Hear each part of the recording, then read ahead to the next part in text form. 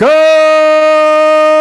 afternoon, everyone. 4 o'clock straight up, a Friday edition of Middays with Q. As always, I'm your host, Rich Quiñones. 2 hours to play with. We will take you up to 6 o'clock straight up on this 1st of August.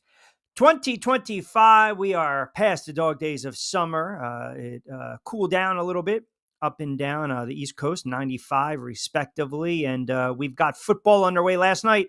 Hall of Fame game, snooze fest, unless you took the over.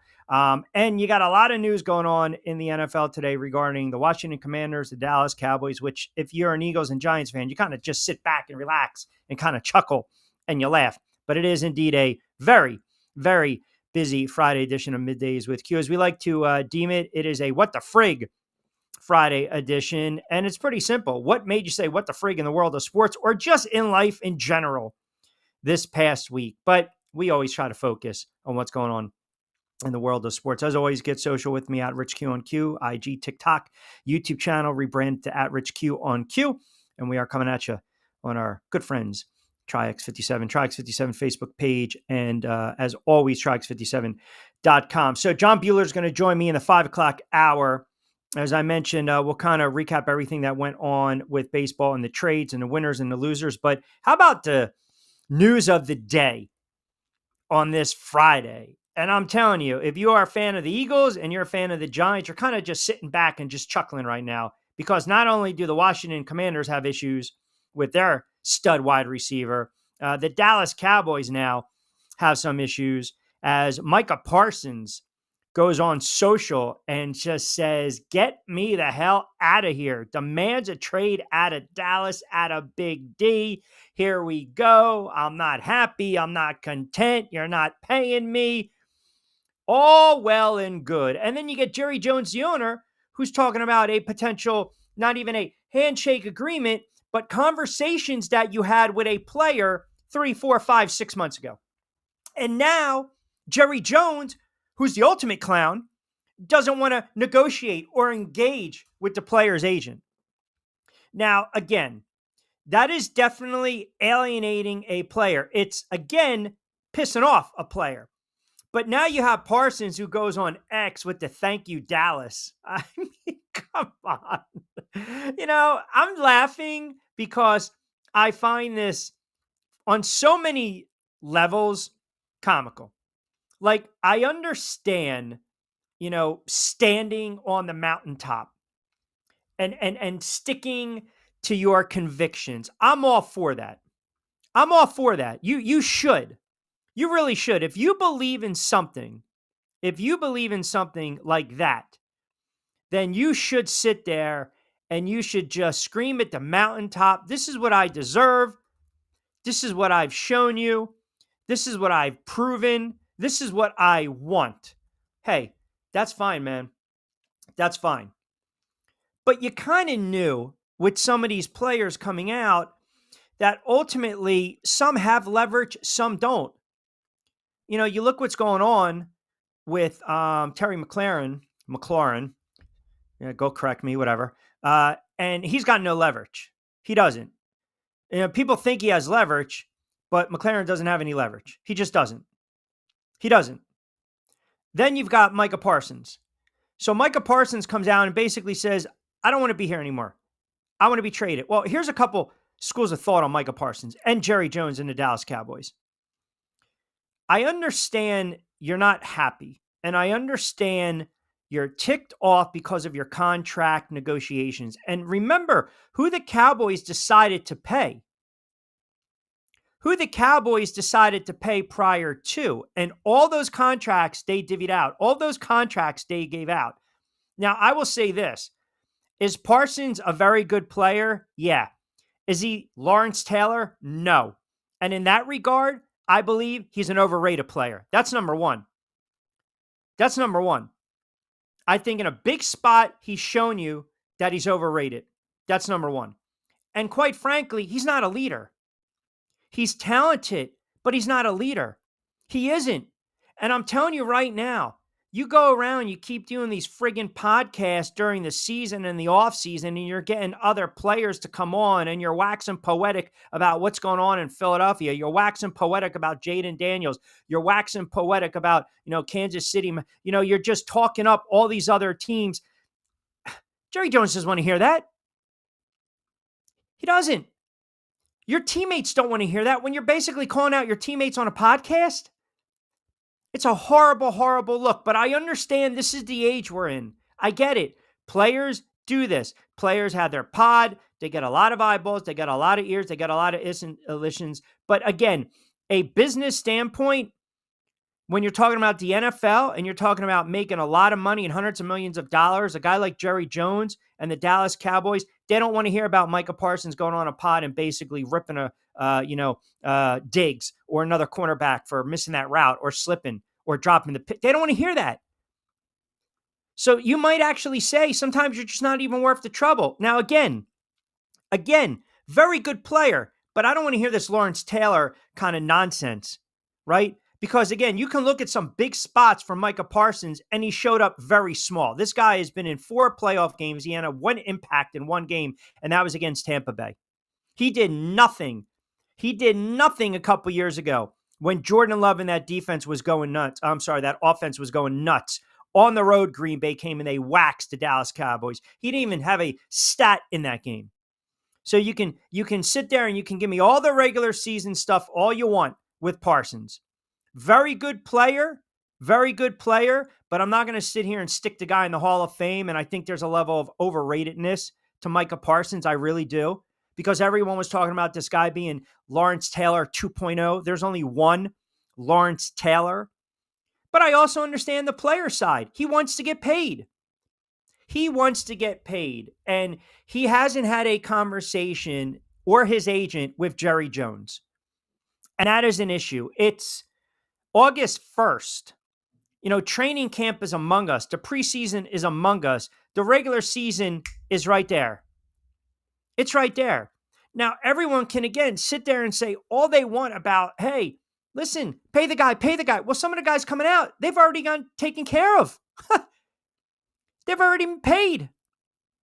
The CeeDee Lambs, the Dak Prescotts of the world. That's on the owner. That's on Jerry Jones. That is on Jerry Jones, period. That is definitely on Jerry Jones. He's shown you he's a clown owner. You know it, and I know it. And he's not going to budge here. He's not. There's something more to this story. There's something more going on when you have an owner who's coming out and you're kind of purposely chiding the player. You're purposely taking a couple shots at the player, and then the player's coming back and taking a couple shots at you. There's something to be said about that. Sometimes you got to read, the devil's in the details, right? You got to read the fine print. There's something going on. And I'm telling you, the way Jerry Jones is probably thinking to himself, I'll be damned, I'm not going to pay him. Now, I'm not going to tell you that's the right choice. That's not what I'm going to say. And again, don't get it twisted. He's a good player, but I'm not going to sit here and say he's an all-time great, right? Now, again, we can go over the Giants were not going to pay Saquon, period. They just weren't. And he went to the Eagles and he had an extraordinary season. The Commanders right now, with their wide receiver situation, they don't need to pay the wide receiver. They can tag him. They have the leverage.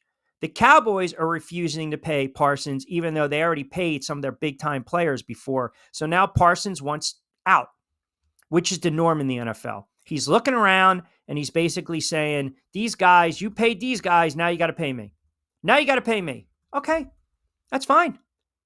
That's fine. Like, in my heart of hearts, do I believe something gets resolved in Washington and something gets resolved in Dallas? I do. Because a lot of times it's smoke and mirrors. The players are coming out just to see how the organization will react. But now you've got, I think, a little more wiggle room in Washington, but not as much as Dallas. I think there's a standoff right now.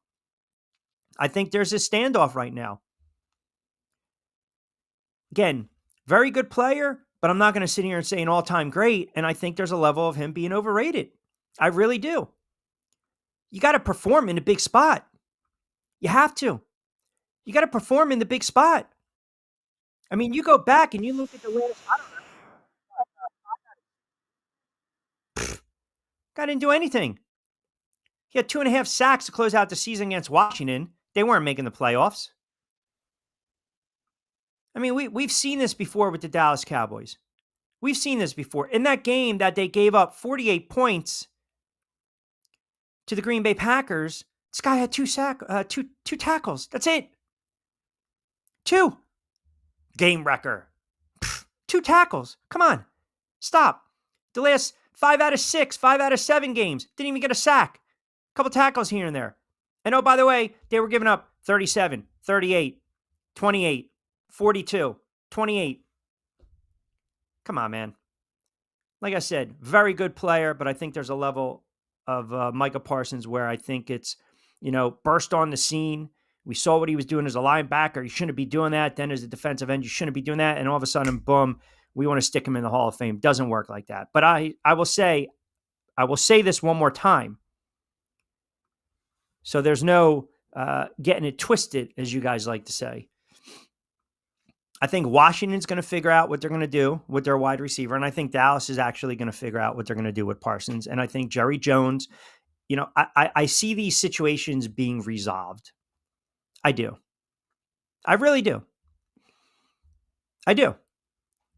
Guys want to get paid. Guys want to get paid their worth. And in the NFL, we always argue what? Am I paying you for what you did? Or am I paying you for what I believe you're going to do? And listen, his statement is strong. I no longer want to be here. I no longer want to be held to the closed door negotiations without my agent present. I no longer want shots taken at me for getting injured while laying on the line for the organization, our fans, and my teammates. Like, those are fair comments to say as a player. But again, you have to take into consideration everything. And all people want to do is look at what he does on the field. And that's not how the world works, especially in sports. You also, and again, don't sit here because, more famous talking heads than little old me have said the same friggin' thing over the last 24 hours. You have your own podcast. You're ripping your own teammates. That's not a good look. It's not. It's just not. You can sit there and say, get off the port. I don't want to hear it today on a Friday. I don't. Players don't want to be called out by teammates. You keep that stuff in-house. Now, if they trade him, is he going to help a team? Sure. Sure, absolutely. But these are drastic measures because he's pissed off. And I guarantee you right now, Jerry Jones is trying to get through to his agent. So we got a lot of NFL. And oh, by the way, ESPN ruining the last great show with the deal coming on Red Zone. We'll get into that as well. But I want to open up here what you guys have to say. 13 past 4 o'clock hour on a Friday edition, Middays with Q. Let's see what you guys have to say. Is the show going to be heavy on landing spots for your Commanders? I'm just going to call him TM because I always butcher his last name. McLaurin today? Yeah, maybe it will. Maybe it will. You decided, again, here's the other issue, right? De facto. You're sitting there, you start to show off with that comment. Like I've gone back. Every show you're making a point to bring up Washington. Now, as an Eagles fan or the diehard Eagles fan that you claim to be, I do find it a little disturbing that your sole purpose in life and focus is on what's going down there in the DMV. In the DMV, right? Because just come out and say it. You are a Washington fan. Vince says Browns cornerback. No. Browns cornerback, can't remember his name, former college teammate. I'm going with Terry M. Is lobbying for the Browns to go get him. Wow, mid-sentence name correction. Good or bad? Is that a what the frig? Huh. I don't know.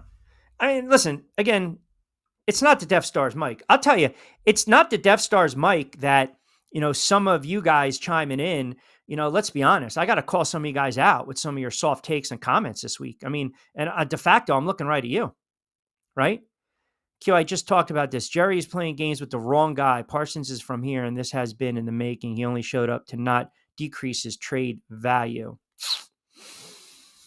You can't say he's not one of the top 5 linebackers in the league, so he has a ton of value.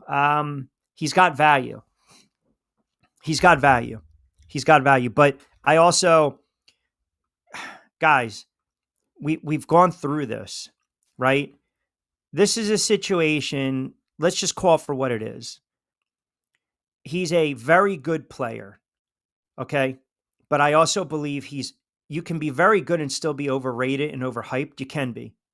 Now, where Dallas is wrong, where the Cowboys are wrong, where Jerry Jones is wrong, he mismanaged the negotiation. That's why said player is pissed. Seriously. Now go back. What did he say last December? Micah Parsons basically said, listen, we don't need to sit there and talk about me being the highest non-paid quarterback in the league. Non-paid what? Non-quarterback in the league. No, those were his comments. He knows. But now, fast forward where if Jerry Jones is not picking up the phone and his agent, and the agent's job is to get the player the best deal, do what's right, do right by the player, and Jerry Jones and the brass they're not picking up the phone. That's on Jerry Jones. Now the agent goes back to Parsons. Jerry Jones isn't picking up. Parsons gets pissed off. The agent gets frustrated. A deal's not going to be made. It's money's lost, opportunities lost. So what does Parsons do? He goes on social, like all the athletes do now, and they rip the organization until they get what they want. Sometimes the organization caves. Sometimes the organization doesn't cave in. That's just how it is. So yeah, from that standpoint, Dallas, Jerry Jones, definitely. But like I said, you can't sit there in one breath and say, well, I don't need to be the highest paid non-quarterback in the league, to now turn around saying I got to be, the highest paid player in my position, or I'm not getting what I want. I want to be traded. Like both right now are in, neither is right. Neither is right. And I just don't think at this moment, listen, you're talking, how much do you believe that Parsons is worth per year? How much, if you believe he's that, that guy, and we're going to go, a defensive end / linebacker hybrid position, what do you value him at? Because right now, remember, this is his rookie deal. He's set to make $22 million. Is he a $35 million? I'm not paying him $35, $40 million. I'm not. Not happening. Nope. Not happening. Nah, I'm not doing that. Because this team's not even near contention. They're not. Again, just what I'm saying. This is what I'm saying. Again, with the Commanders crap. You know what? De facto, it's 4:18. It's a 15-minute ban right now because every comment coming in from you is Commanders. So the more you comment about the Commanders, the more I'm going to re-comment. The Death Star Mike has a hating sensor and detector. Too much hate. Had to reboot quickly. Death Star Mike is fine. I actually feel very confident about the Death Star Mike going forward. I feel so confident that I won't have to engage in the propaganda and these just asinine wagers that have been thrown out in my direction regarding the Mike. I won't. I'm a fan of your Commanders losing almost as much as I'm a fan of the defending Super Bowl champions winning. You know what? Just please, you're starting to annoy the hell out of me today. Just get out of here. I don't want to hear this crap. I don't identify with that de facto because I'm a fan of seeing Sam Darnold go back to his backup ways and lose his glass slipper. I think we saw that. Last time. Week of July 28th, August 1st, 2025 should be known as a Woosah week. Yeah, it should.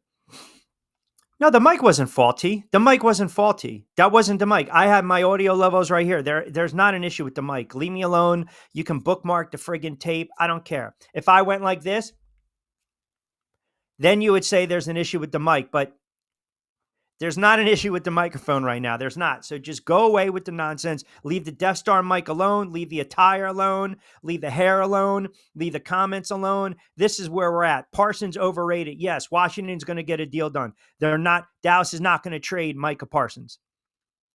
They're not trading him. They're not. It's not going to happen. They're not going to trade him. And Dallas is not even close to being a contending team. Like, you guys make it seem like, oh, you got to have this guy on the field. They're not that good. It's one of the reasons I think if you're the Eagles, you're kind of laughing it up. You're just absolutely laughing it up right now, knowing the nonsense going on in Washington, the nonsense going on in Dallas. You know, the Giants, believe it or not, quietly kind of going about their business. I don't know what kind of season they're going to have. I don't think they're going to be very good either. But you're not hearing any kind of crap or noise come out of New York. You know, Russell Wilson, a model citizen. Jameis Winston, you know, good professionals, pros backup. The only storyline coming at is if it goes south, they're going to get rid of the head coach and the GM because they're lame ducks. Philadelphia Eagles, defending Super Bowl champs. I know it's a monitor that they don't want. They don't want that moniker being defending Super Bowl champs, which is kind of a soft mentality, but whatever. But they're yucking it up. And then you got the mess in Washington, and you got the nonsense and the drama in Dallas. I mean, it's an off season for the Dallas Cowboys. There should always be some drama with these guys. Always. There's no static. The static's between your friggin' ears. How's that? Static this. Bold take. Parsons, not Hendrickson, play for their respective teams this year. Ugh. It's somewhat bold. Somewhat. I like a bold prediction. That's not bad. All right, got a lot of Dallas Cowboys fans squawking in right now because I called Parsons overrated. You know what? Just live with it on a Friday. Seriously. You guys get so soft. Don't you want impact players? I don't need to win by 35 and 3 sacks. How about a game where it's 27-24 and you have that strip sack to preserve the game? I mean, the Miami game didn't do anything. They lost. Buffalo, they gave up 31 points, 2 tackles. Want me to keep going? Eagles game. He played okay in that game. I mean, I can pinpoint a lot of games, but that Green Bay game, they gave up 48 points. He did nothing. He was neutralized in that game. So now you're going to sit there and demand $35, $40 million. I'm not paying him that money. I'm not. I'm going to pull up a list. Now we're going to call it. Let's just all agree at this moment. See, if we go defensive end, then you have a stronger case for that money than you would say linebacker, right? Because he's the hybrid. But I'll pull up defensive ends and we'll compare and we'll go through that as well. All right. 22 past the 4 o'clock hour. We'll take a quick time out on this What the Frig Friday. MLB trade deadline has come and gone. Yeah, I'm a little cranky today on a Friday. I really am. Weather broke, which is fine. I don't have a problem with that. Static is good. Microphone is good. Drama in Dallas. Stuff going on in Washington. Eagles fans so concerned about the Washington Commanders as if they've just they are renting space in the Eagles' heads right now. We got to get into that as well. All right, keep it locked and we'll take you up to 6 o'clock straight up.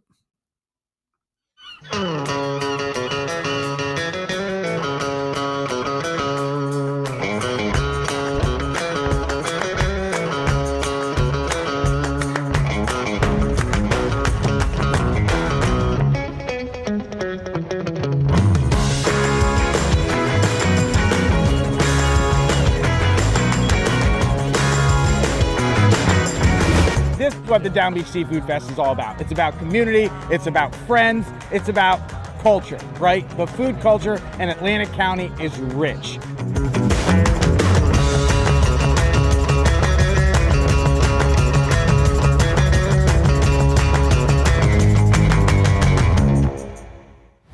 Hidden in an abandoned campground in South Jersey lies a mystical encounter with brews and spirits, where bonfires burn, shadows dance, and flavor favors the bold. Ghosts, ghouls, goblins, grown-ups, it's time to reclaim Halloween. This is Witchcraft, October 10th and 11th. For tickets and information, Visit witchcraftnj.com.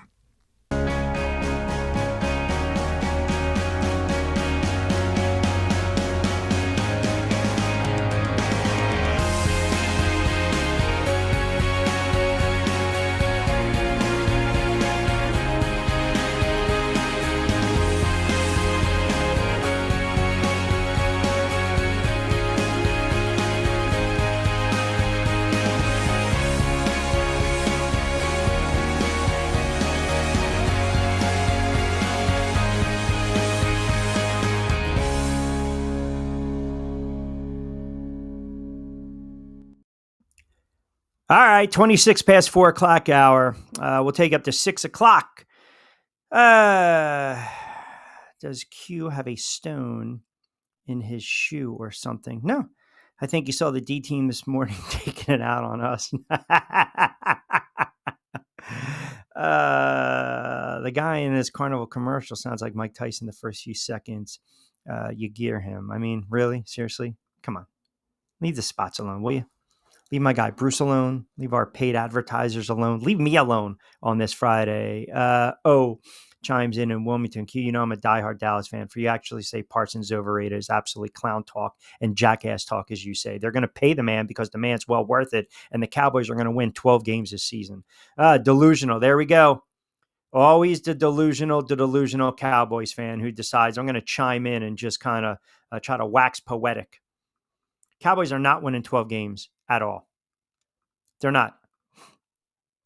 I don't know why you guys believe. You look at this roster and you believe that the makeup of this team is a 12-win team. You're absolutely kidding yourself. If you want to think that, go right ahead.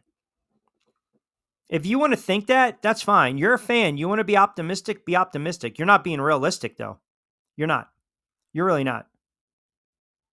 Now, for the Commanders haters out there, wouldn't it be something? Now, would the Dallas Cowboys even entertain the thought of trading Micah Parsons within the division? Like, what are you giving up? That would be absolutely just maddening. But what are you giving up for Micah Parsons? Go ahead. If you guys just have your pulse on Micah Parsons and his value and his worth. So let's pull up right now. Top 5 linebackers in the NFL. And, the other thing is that annoys me to no end is that I got to deal with, the Penn State guys that tune into the show. And they know who they are because, Penn State through and through, man, through and through. They're going to support their guy. That's fine. Support all you want. But all I'm saying is I don't put him just yet, on that LT type of level. I don't. I just don't. And I think sometimes we look at these guys and we overvalue them and we get sucked into the stats at times, especially on the defensive side of football. Like, does anyone think Diggs is an all-time great DB? Why? Because he had a bunch of pick sixes? Kids got burned a lot. Parsons is a very good player, but I don't know what he's worth. I mean, what would you pay him right now? Let's say you paying him $30 million a year as a DE. You going to pay him that $30 million? You're going to pay him 35? Are you going to pay him 40? I'm not. To me, he's right around $20 to $24 million. Like, I can live with that. I'm not paying him 30, 35, $40 million. I'm not. No, not happening. And if you do that, you know what? I don't want you managing my books.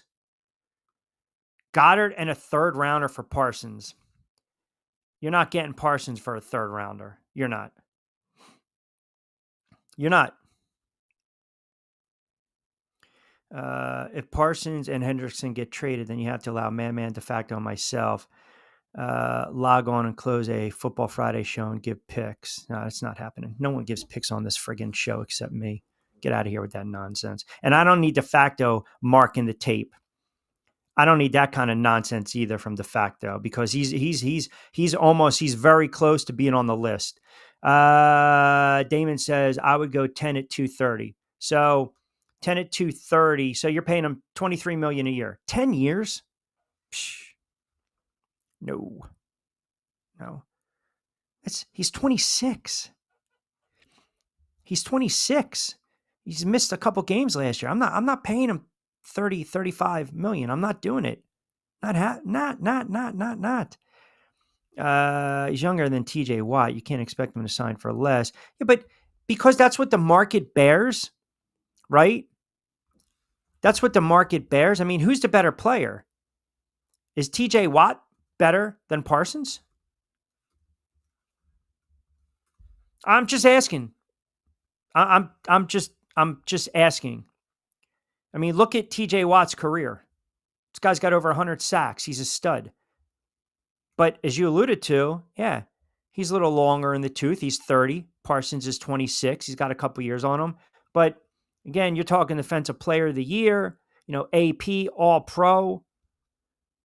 TJ Watt is getting paid for what he's already done.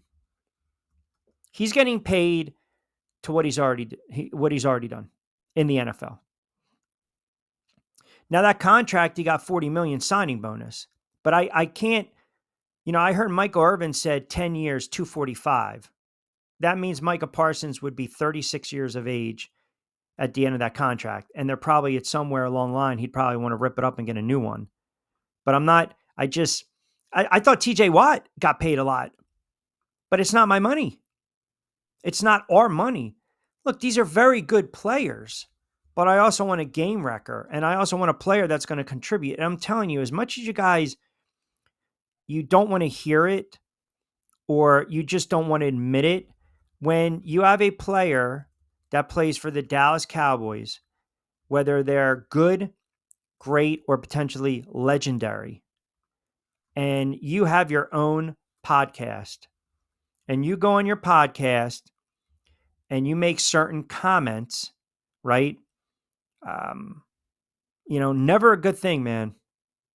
Never, this guy's going on a podcast and he's talking about, then Mike McCarthy talking about, coaching changes and the team dynamics, what draft prospects he would like, right?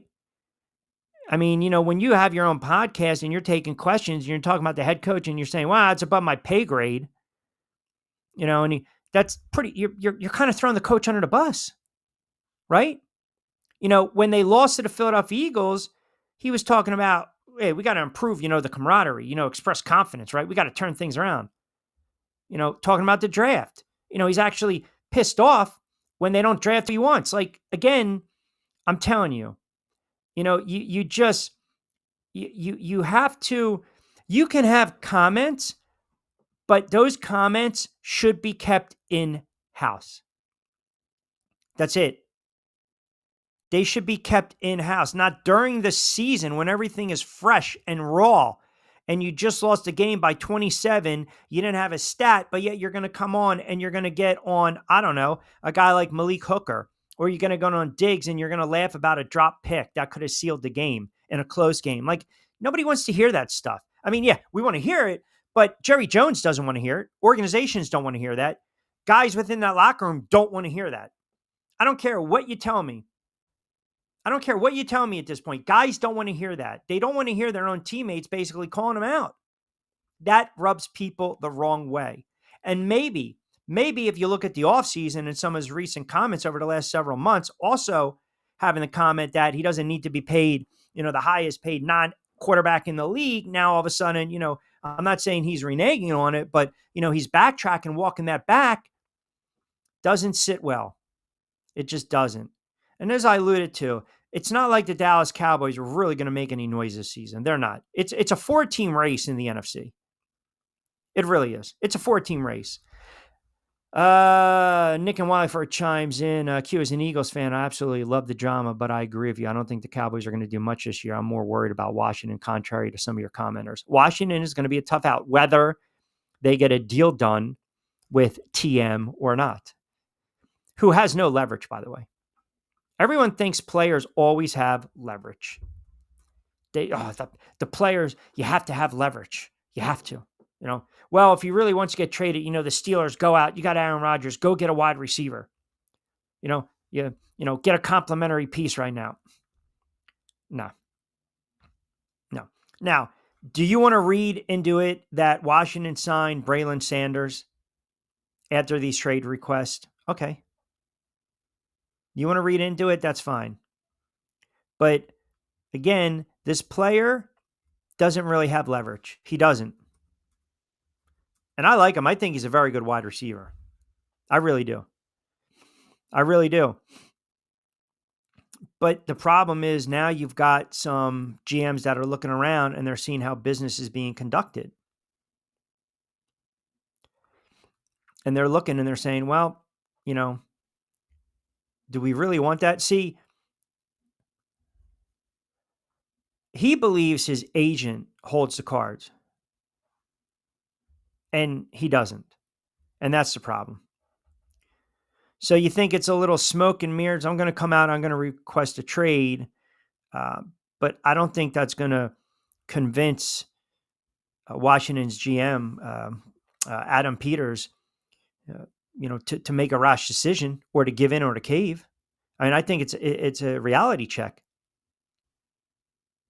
to be quite honest, because the standoff right now is going to get uglier and uglier. He's looking at $30 million on his next deal. Every player feels undervalued. Every player feels misused, undervalued, not appreciated. It comes with the territory. But, when the player finally shows up to training camp and all the reporters are egging him on, trying to prod him and poke him and needle him, and then he has a little bit of that outburst before training camp, pretty uncharacteristic. And then what happens? You get the holdout. And then you show up. Now you want the trade request. Commanders hold the leverage here. They hold the cards. They do. And again, they haven't handled it well. The player hasn't handled it well. But players try to flex their friggin' muscle, right? They try to flex their muscle and they try to force the issue. And I get it, because when you do that and you force the issue, then you draw attention to yourself and you make the headlines and we're talking about it. And then all of a sudden the fans want to revolt on the GM, on the owner, on the head coach. You got to pay this guy. Pressure's building up. I mean, imagine if Daniel Snyder was dealing with this nonsense. I mean, Elise Peters is running a tighter ship right now, right? But I'm telling you right now, man, Washington holds all the cards. And if any deal is going to happen, it's going to be on their terms. It's going to be on their terms. And that's what players don't realize sometimes, because he's under contract for 2025.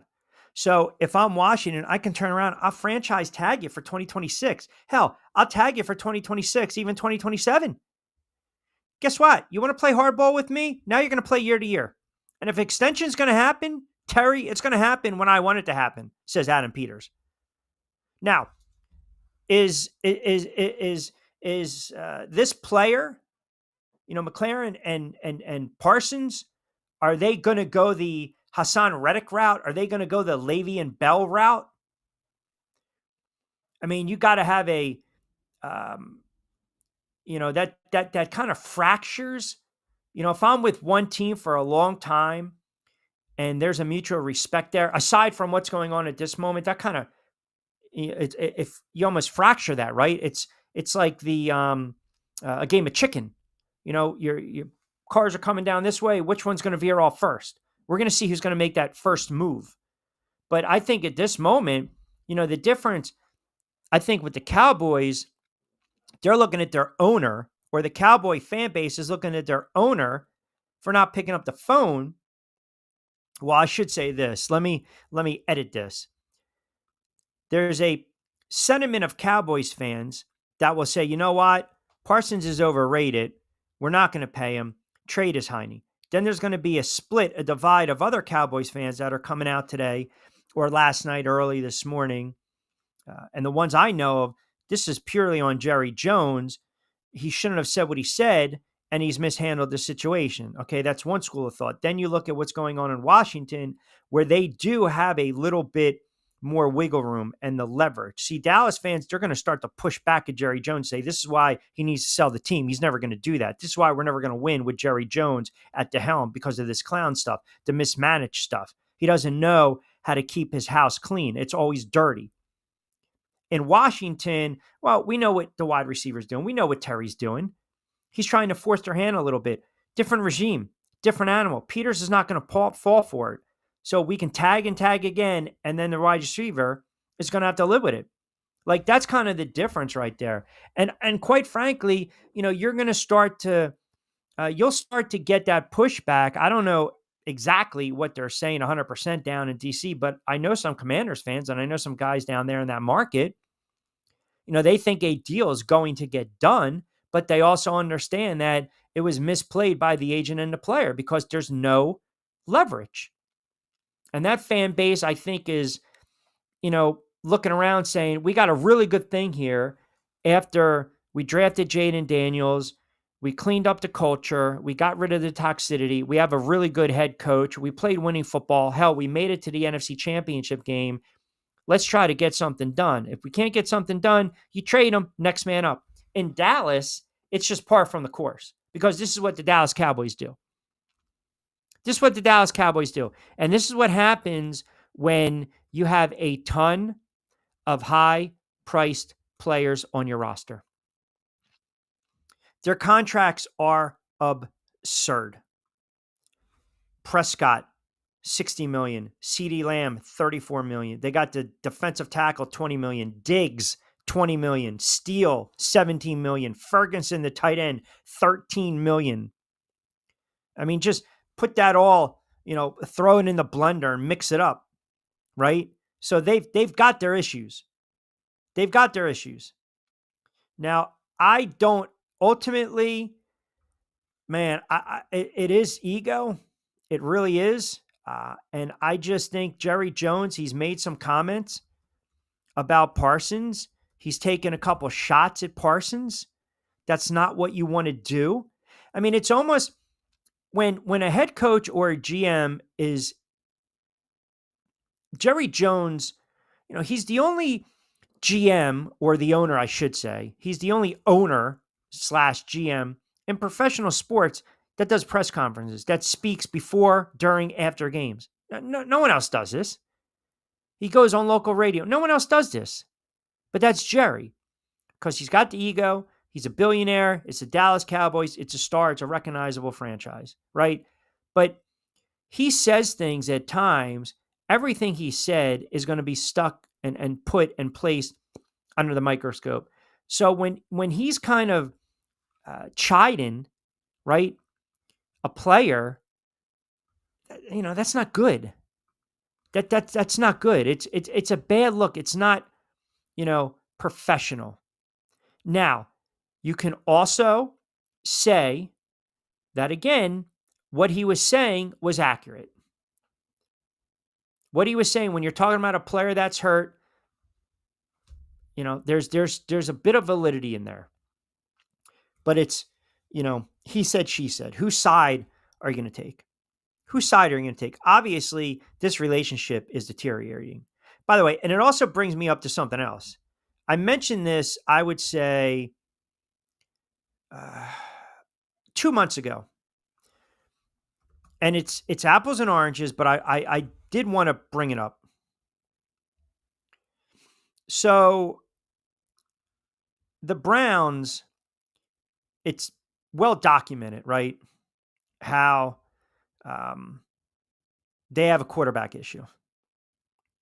They have a quarterback issue.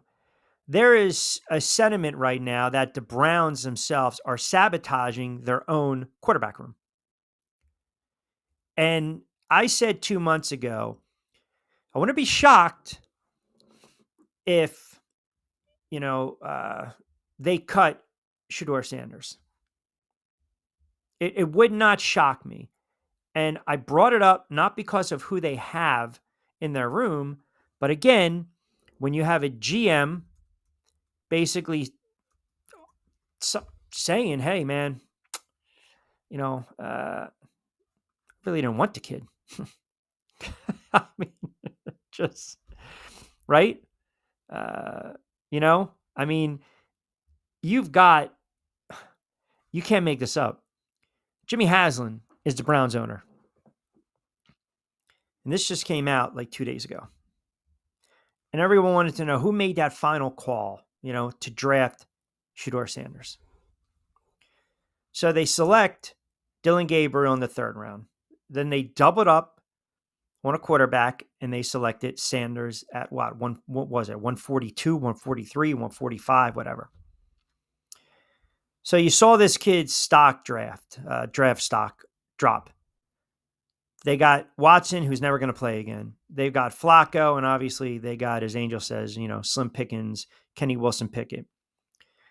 Haslam basically said this, right? He disputed speculation. He pushed Browns GM Andrew Berry to draft Sanders. Quote, "If you would have told me Friday night driving home, y'all are going to pick Shedeur, I would have said that's not happening.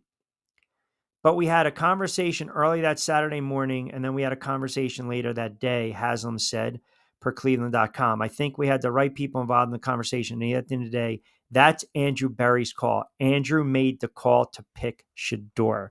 Now, that's you hear those comments, and at first you're like, oh, he's back in the GM. He's not. He's basically stepping away from that. He's stepping away from that. He really is. Because the teams showed a lack of interest by passing up on him consistently. But the reason I bring it up is because now you've got a situation where you've got an owner almost throwing the GM under the bus and almost kind of taking a step back saying, if this quarterback room implodes, it's on you. And that's one of the reasons that if you listen, not that you would, but if you go and listen to, sports talk radio in Cleveland, I mean, it's polarizing stuff talking about the quarterbacking position, right? It's polarizing. Jerry is a buffoon. Careful, Q. You're opening the conspiracy door. You already know, I think, and thousands think that was funny business around Sanders and the draft. There's no conspiracy here. I brought this up, Vince, because I'm telling you, I believe when it's all said and done, the kid's going to get cut. That's just my opinion. I think the kid's going to get cut. I'm not going to tell you that Cleveland is sabotaging him. I'm not going to tell you that the kid slipped, because of X, Y, or Z. I know why the kid slipped. I believe I have a theory on why he slipped. And I told you, I believe there were too many red flags. And they saw enough on film. And the fact that he was very confident in where he wanted to go or said where he's going, that rubbed teams the wrong way. Now, if you guys want to bring up the other issues, fine. I'm not going to entertain it on a Friday. I'm not, because we've already gone down that rabbit hole. But when the owner comes out and basically says, I don't want the kid, he's putting it on the GM and the head coach who's already going into the season on the hot seat. And I think what they want to do is, and it has nothing to do about the kid, Shedeur Sanders himself. If his name was Joe Schmo, same scenario, same situation, top 5 draft pick, and all of a sudden he dropped, we would have the same conversation. The point is, it's now an owner separating himself from a GM who's now probably also going to put it all on the head coach to make a decision. The head coach is a lame duck. That head coach might not make it through the season. So it's a tale of how these teams are being run. Washington, they know we've got leverage. Dallas is Jerry Jones. He's a buffoon. But yet the player didn't handle it. Jerry Jones didn't handle well. And then you got Cleveland that has 5 quarterbacks. And they have no idea what the hell to do right now. Sanders, Watson, Gabriel, Flacco, Pickett. And you have a head coach that's fighting for his job. So the conspiracy theorists will come out and say, why are they not starting Sanders? He's an upgrade to Joe Flacco, when everyone knows Flacco's a veteran. If I'm a head coach, I have to go with the guy I know. I have to go with the guy I know because I don't want to lose my job. So if that implodes and they decide we're going to get rid of Stefanski, well, then the GM's going to turn around and sit there and say, well, hold on a second. I wasn't really backed with this draft pick. So the kid was set up to fail. It's going to be a mess. It's going to be a mess in Cleveland. It's going to be a mess. It really is. It is. And you almost, to some extent, it's like, man, I want to see the kid. Cleveland's not the good spot for him. It's just not. But no team wanted to draft him. And I'm telling you guys, you don't want to hear this. You only want to see the black or white of this argument, of this debate. When you have these interviews, or you don't interview well, or you don't want to interview, you don't want to do workouts, you're kind of on the fence with the team if there's an interest or a flirtation, that rubs GMs and head coaches and owners the wrong way. You should always be ecstatic if you're going to get drafted. And I get it. My guy Eli kicking and screaming. I get it. And I wasn't a fan of it. It just so happened it worked out because he won 2 Super Bowls with the Giants. But I'm saying owners don't like that. They always want the rah-rah, man. You're not going to sit there and go to a place and say, oh my God, I can't believe I'm going to go here. You might grit your teeth, right? You might grit your teeth and be like, ugh. And this is one of the reasons that these radio hosts are getting so heated, because there are people that have come out and they're saying that the Browns are trying to sabotage Sanders because he hasn't received reps with the first team offense during training camp. And then you got guys that actually cover and follow the team, and they're like, no. Like Ken Carman's on 92.3 The Fan. And he basically said they're doing everything they can for a guy with the name of Sanders, a star of his caliber. They're doing everything they can to provide the fairest shot possible for him. I'll take it to my grave, whether it's in the next minute, the next 30 minutes, or the next 30 years. I'll take it to my grave and say it right to St. Pete's face. What he's basically saying is stop trying to make this out to be something else. Just because the owner maybe didn't want to draft a kid, and the owner has a right to say that, it's an owner. They're allowed to draft who they want to. Don't sit there and say now the kid's not getting a fair shot. It's just Cleveland's not the best destination for him. It just wasn't the best destination. Sanders might have been better going off to Carolina. Getting drafted by Indianapolis, getting drafted by Carolina, sitting for a little bit, and seeing what they're doing, and that head coach, or in Indianapolis. You already had I think Berry made that move. This is me, because he also knows that he's on the hot seat, and he had to do something that would cause a buzz, right? Because we're talking about it. Get more cameras and eyeballs out to Brown's training camp. Have the talking heads on the mothership or Fox or XM talking about Sanders, slinging and have an opportunity to, start week 1. I don't see it happening. I don't. I really don't. And I think ultimately this head coach knows his time is coming to an end. And that's why I think he's going to start Flacco. I think he's going to start Flacco, because then he can at least turn around and say, it didn't work out with Joe. Now maybe we'll go to one of these kids. I don't need to see Pickett. And I don't know how good this kid Gabriel is going to do. You back me in a corner right now and you said, what would I do? What would I prefer? If I'm Stefanski and I know I'm going to lose my job and I need to save my job, I have to at least go down with the veteran just to see how it plays out for the first couple games. Then I'll make a decision whether I'm going to get Gabriel or Sanders if he's on the roster. I'm not going to Pickett. I'm not. I don't like Kenny Pickett. I don't think he's a very good quarterback. I don't. I think he stinks. So let me see what I have with one of these guys. And then I can plead my case. Well, the fans, and they wanted Flacco. The team wanted Flacco. They respect him. We went to Flacco. We were 1-6. We threw out Gabriel. We lost 2 straight. We go to Sanders. The kid showed a little bit of promise, but we finished with 4 wins. I'm out of a job. That's how bad it is. That's how bad it is, right? And the one thing is that Haslam actually has been complimentary of Sanders. Little vote of confidence. But I don't know if this kid's going to make the team. I really don't. I really. Sanders' son didn't say anything. Dad Sanders talked and it passed people off. It's no secret. No, that's not true. Shedeur Sanders actually said stuff. What are you talking about, Vince? He absolutely did. Come on, man. Do your homework, will you? Absolutely did. He was talking about where, he might be going, some of the teams he's interested in, some of the teams that he would like to land. He mentioned the Giants a couple times. Listen, you can sit there and say whatever you want about what Dion said, right? But again, don't tell me Sanders didn't say anything, because the kid had the most friggin' worst interview with the New York Giants. Brian Daboll came out and said it. I mean, come on. I mean, the Giants were really considering Sanders in the first round. Yeah. But then he met with coaching staff.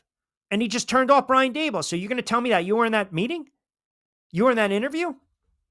It's like the argument I had with people years ago. Why isn't Eric Bieniemy getting a job? Well, he's rubbing people the wrong way, and he doesn't interview well.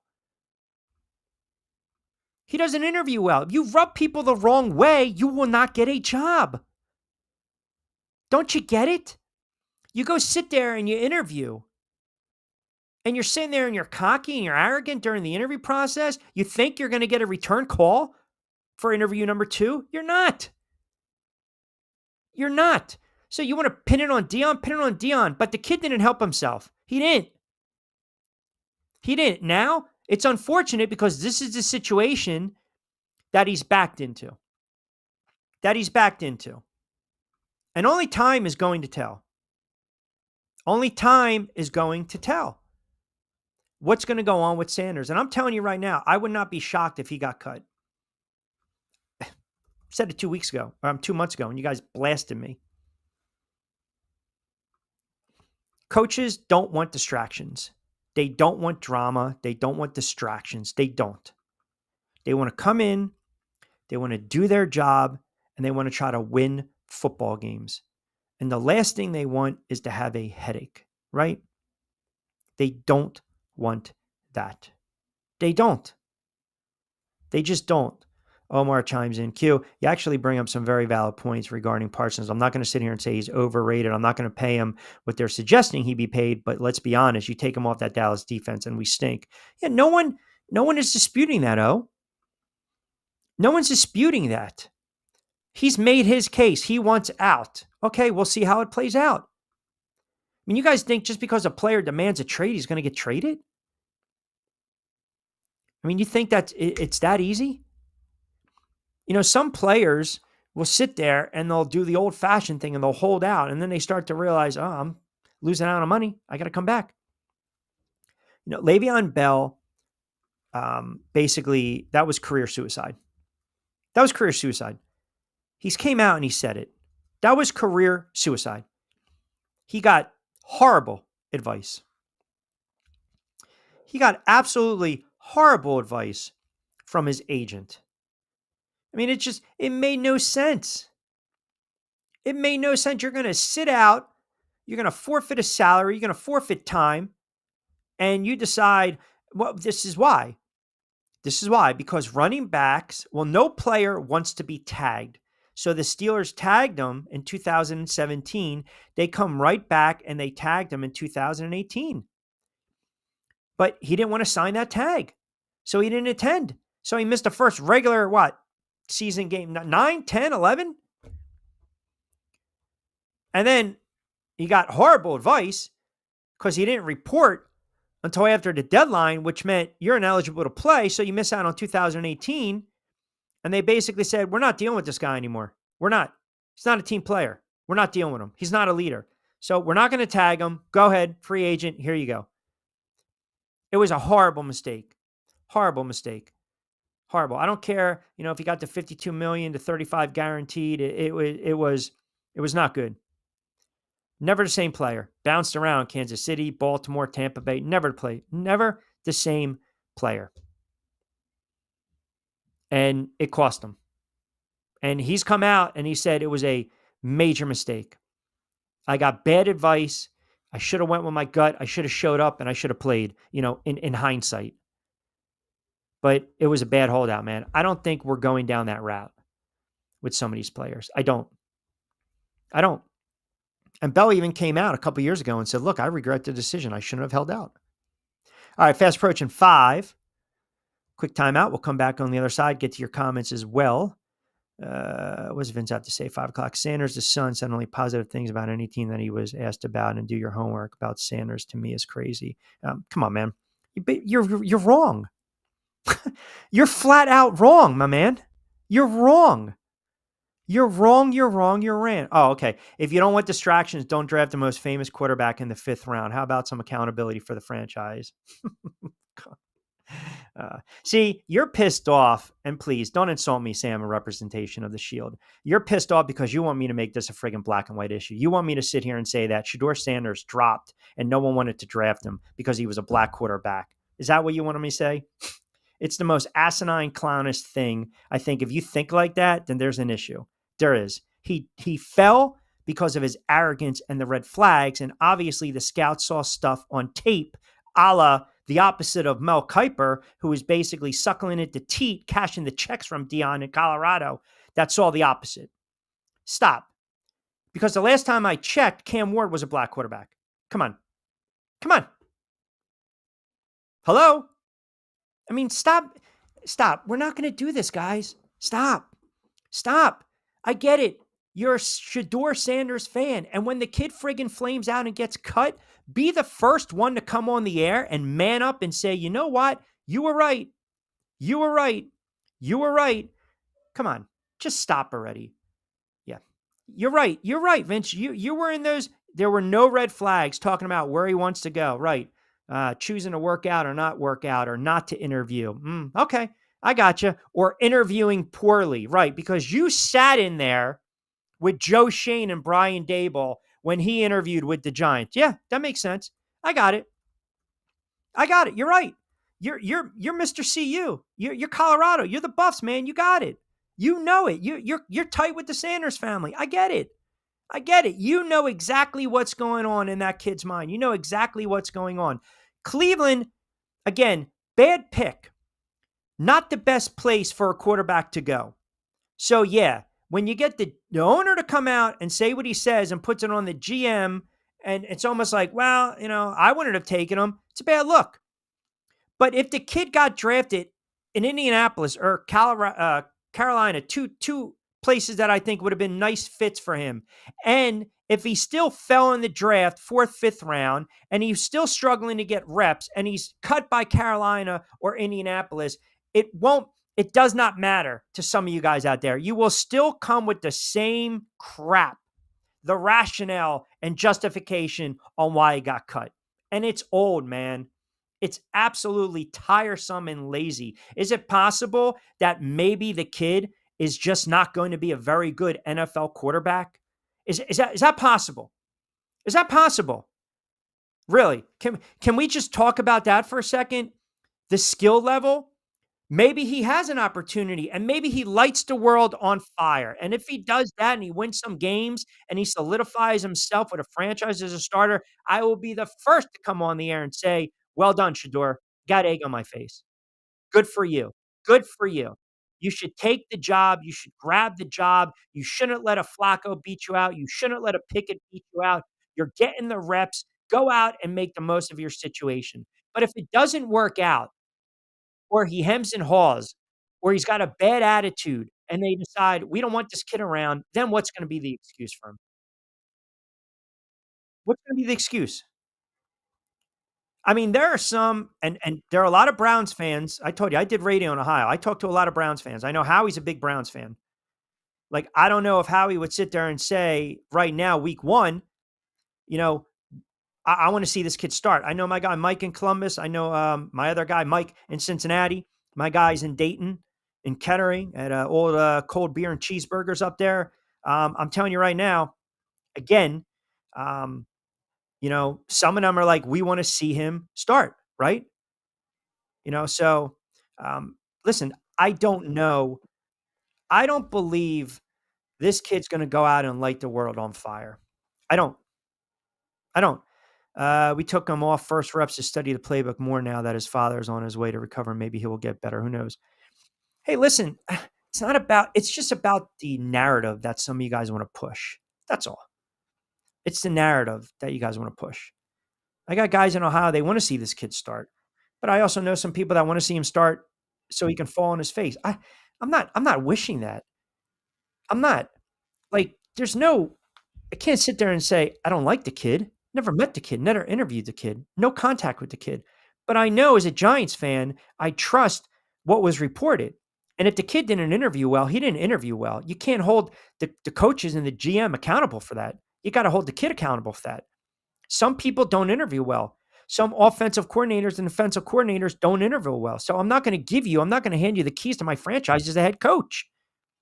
White, black, yellow, green, blue, it doesn't matter. But some of you guys can't see past that. If he goes out, he lights up the world on fire, then sure, everyone's going to second guess, This is why you still got to draft skill over attitude. Fine. It's just like it's a no-win argument sometimes. All I'm saying is it's interesting those comments came out, and then you got the host in Cleveland basically discrediting some of the other guys coming out on the record. And I know some of these guys basically saying they're giving this kid every single shot and opportunity to try to win the position. Now go out and win it. That's all I'm saying. But that's a mess. That's a cluster. Some players have leverage. Some players don't have leverage. Washington, no leverage. Dallas, who the hell knows what's going to go on with Jerry Jones? All right, John Bueller from Fansided on the other side. Quick timeout, 5 o'clock hour, 16 to book, 60 to play with. Hidden in an abandoned campground in South Jersey lies a mystical encounter with booze and spirits, where bonfires burn, shadows dance, and flavor favors the bold. Ghosts, ghouls, goblins, grown-ups, it's time to reclaim Halloween. This is Witchcraft, October 10th and 11th.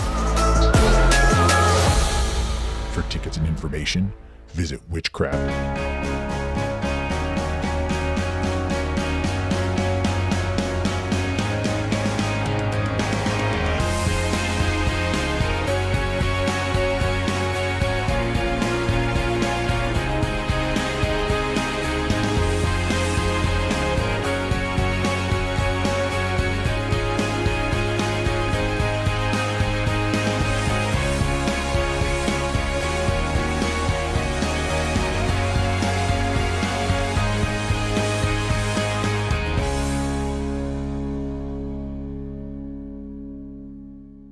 Hi, I'm Bruce Pascoe.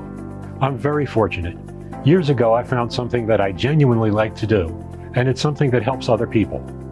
What I do is help people transition from traditional health insurance into Medicare. I've been doing it here in Atlantic County for more than 20 years. If you're getting ready for Medicare, call me for a free consultation. 609-484-9800.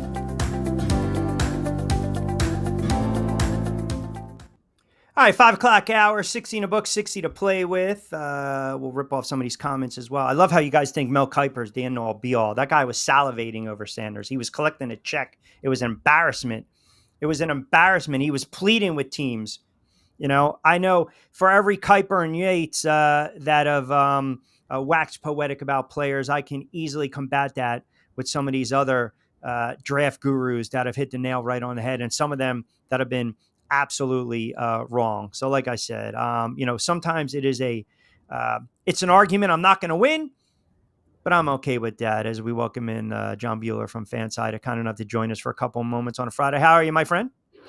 Doing pretty good. How are you?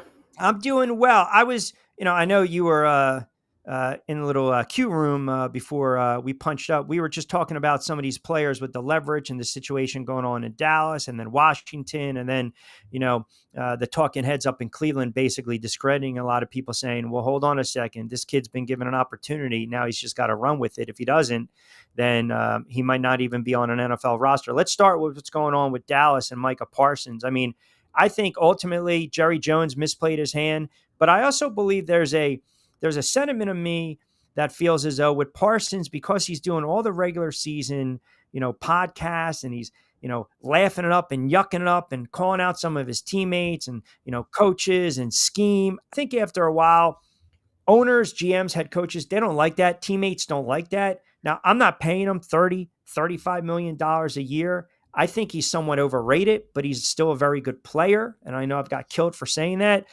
Do you think this issue gets resolved, or is this more of just kind of barking right back at Jerry Jones as Micah Parsons?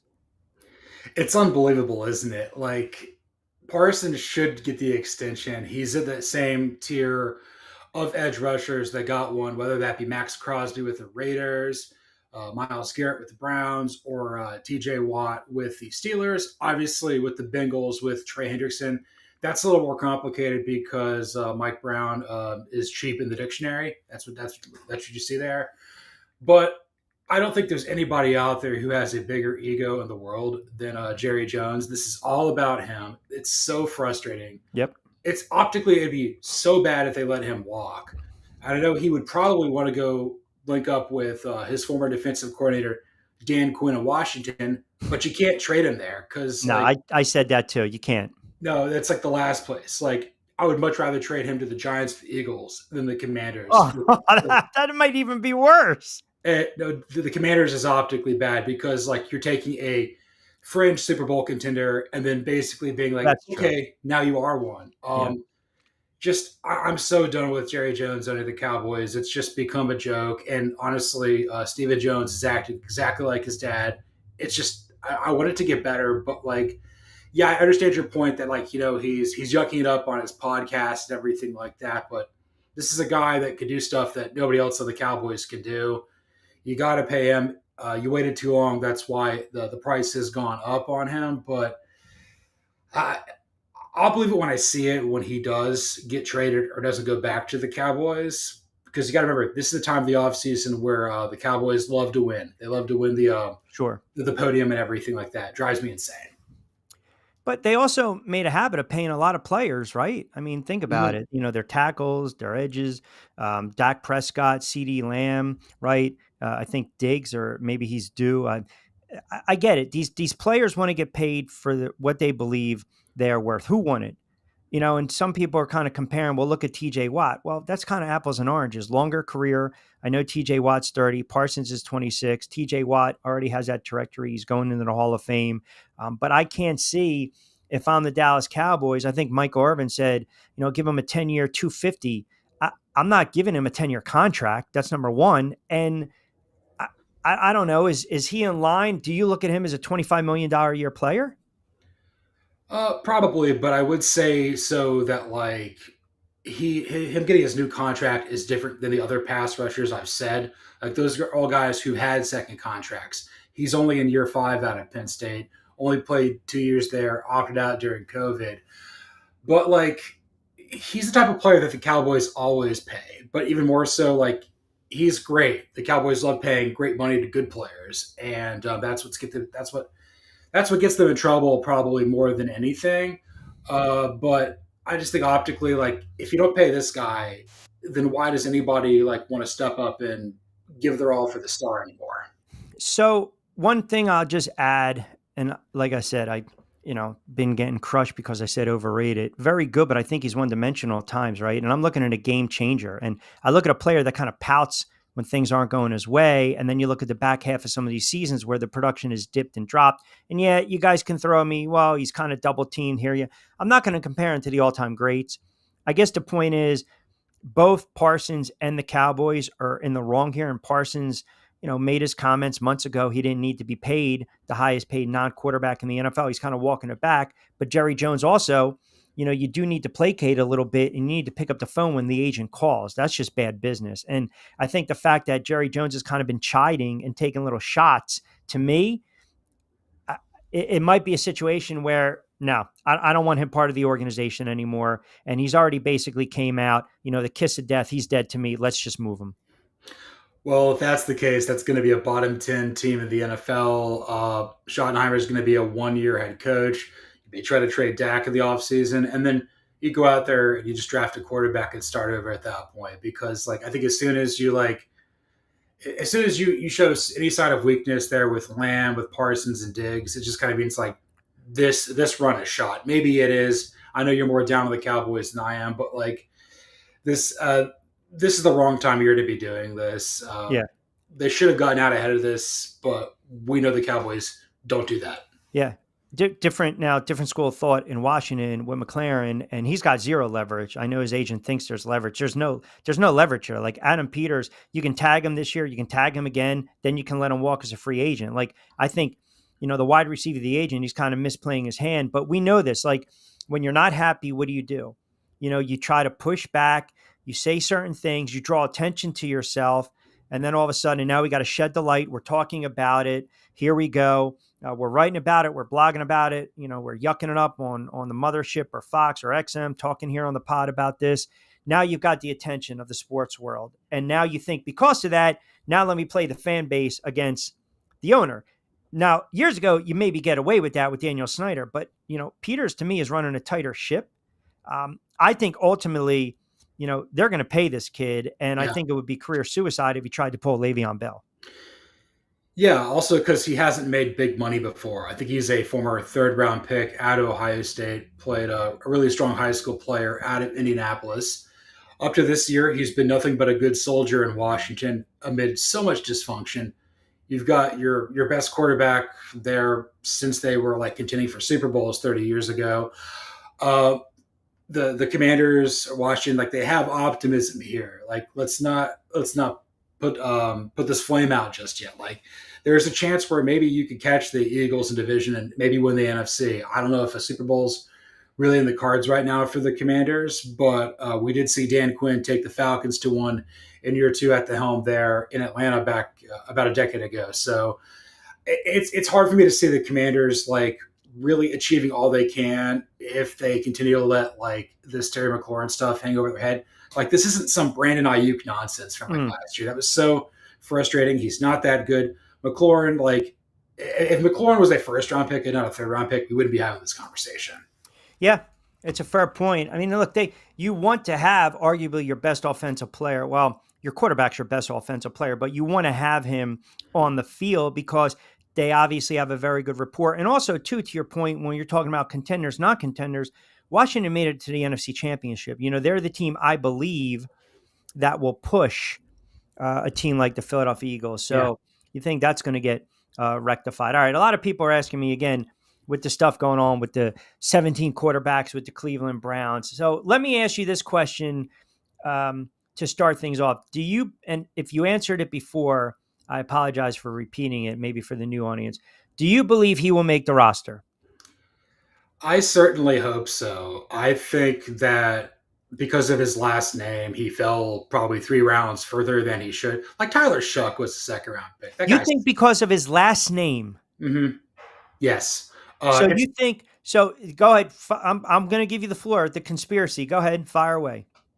If his last name was Smith, it's the same sort of thing with Arch Manning. If their last names was Smith, we'd view them differently.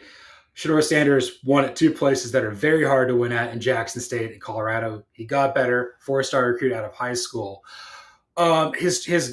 His prototype translates. Like he's got the same sort of things that make Geno Smith good, made Matt Ryan good, made Kirk Cousins. Who's his comp? Who'd you comp him to? Geno Smith, which in retrospect, like coming out of West Virginia, like borderline first round pick, really been able to salvage his career. It just really depends on like where you go. Um, Dylan Gabriel's tiny. Dylan Gabriel's old. He's left-handed. This isn't going to work. I can't believe they drafted him. I agree to that. Pickett's a bust. I agree to that. Joe Flacco, like it should be Flacco grooming Sanders at this point. And I think Jimmy Haslam said this was an Andrew Berry pick. Well, Andrew Berry knows what he's doing. Kevin Stefanski knows what he's doing. I brought that up, not to cut you off. I brought that up because I said when an owner comes out and says that, then now the floodgates open up where he's like, well, if I'm driving around, you ask me on a Saturday if I'm drafting a kid. No, he threw it on Berry. Like, I'm wondering why he threw it on Berry. Because he's freaking out about what's happening at his alma mater of Tennessee because they don't have a quarterback. Like, basically the Browns and the Tennessee Volunteers are so interconnected for the Jimmy Haslam of it all. Just when you think the Browns have it figured out, Jimmy Haslam puts his stick in the spoke of his bike and just flips over and then blames somebody else. I don't know why you would do this to Barry. Like if and when the Browns like don't make the playoffs this year and he decides Kevin Stefanski, Andrew Berry are gone, they're going to get hired immediately. Like I don't know. Like, I would much rather have them running the New York Giants than their current operation right now. So sticking with your points, and I respect your points on this. If that's the case, so you know that the kid drops, and everyone has their theories on why he dropped. And I still believe, I don't know. Look, I watched him play, but I'm not going to sit here and say I watched Jackson State. I'm going to be honest, but I watched Colorado because I kind of like Deion Sanders. We thought it was a lightning rod, and we talked about it a lot prior to him taking that job and, telling all the kids, hey, half of you aren't even going to be in this room in a couple of weeks, right? So I thought, oh, here we go. Like the kid can play, that's college, but it doesn't necessarily translate to the NFL. And this is not a knock per se on the kid, but by all accounts, if you're not interviewing well, if you have some red flags, if you had an attitude, it doesn't help. Yes, that Dion made the comments, so some people will take that and interpret it as this is the NFL's way of sticking it back at a Hall of Fame player. I don't know if I believe that. I think it's more of trying to humble the kid a little bit. But ultimately, if a team wants to draft him, a team will draft him. They have that right. I feel as though sometimes we grasp at too many straws here when we're talking about a kid like Sanders. Like ultimately, if he doesn't make the team, what does that tell you? If he gets cut and doesn't get picked up, what does that say? If he doesn't make the team, that basically means that his talent right now is not good enough to merit the nature of being on a team with like such a high profile backup.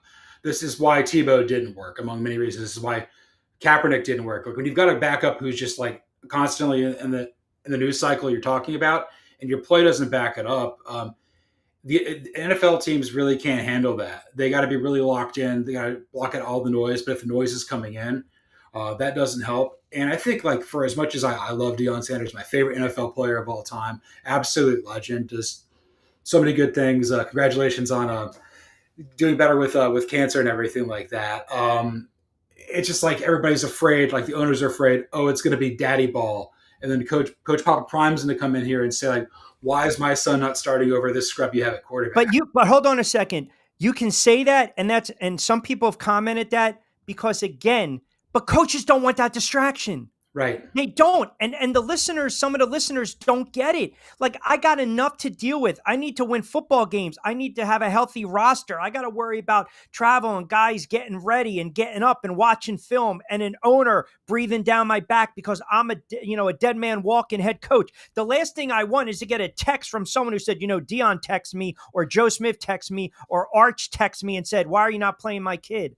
But some people don't want to hear that. They think it's, head coaches, they can't afford to lose games.